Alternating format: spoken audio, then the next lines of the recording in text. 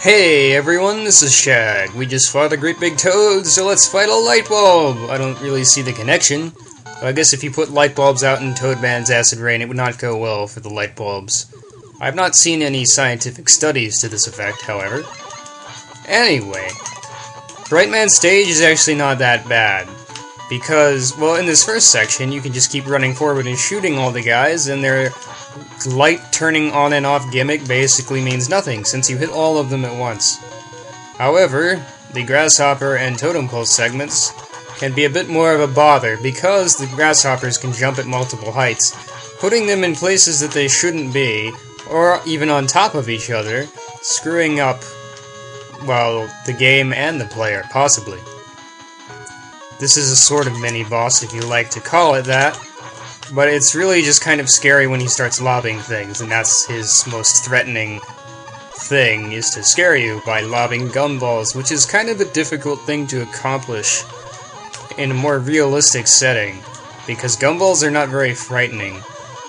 Oh well. These guys can corner you if you don't manage to hit them, which is possible on the stairs over there, but they're generally non-threatening, because all they do is move and hit walls and bounce. This ladder is also very non-threatening, because we don't have to even touch it. It's an optional area containing an E-tank. Who needs E-tanks? I don't take damage, eventually, at least.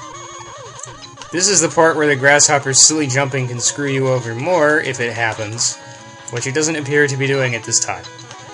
So, yeah, like that one can clear the gap and end up next to this one, for example.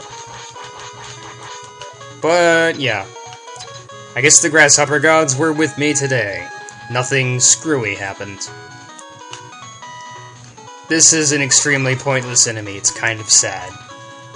I guess if you don't manage to slide, it might hit you, which is possible if the game doesn't realize that you're holding certain buttons down.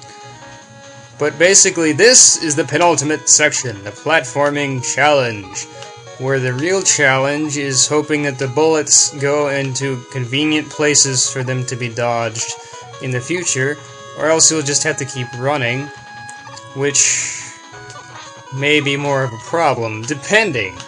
But it looks like we got through it okay. But that just means we have the real problem of the stage, Brightman.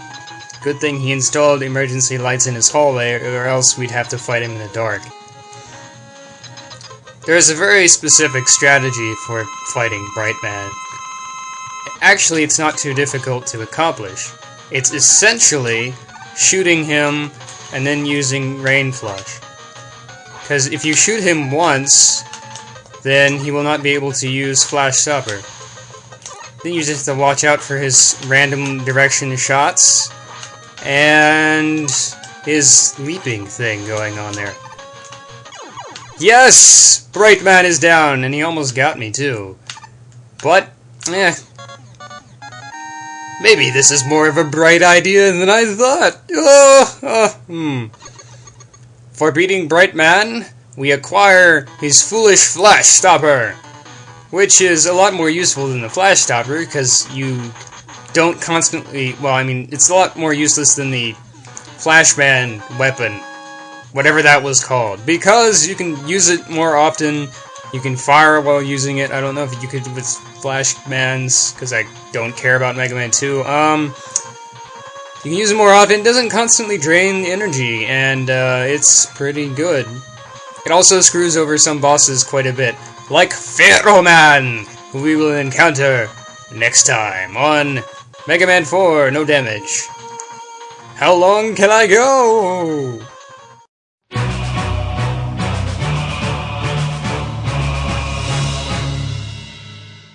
Wouldn't it be great if you had to fight Brightman in the dark?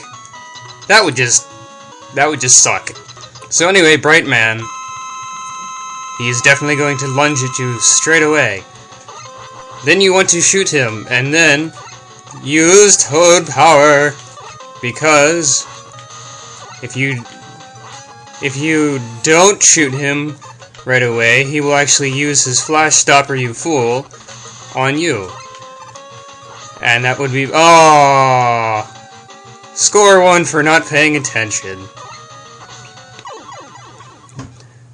Whoops. But overall, the stage is actually a lot easier than Toadman's stage, which is kind of weird.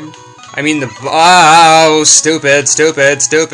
Basically, these guys won't get directly in your way, though the shots can catch up to you if you're not in a good position.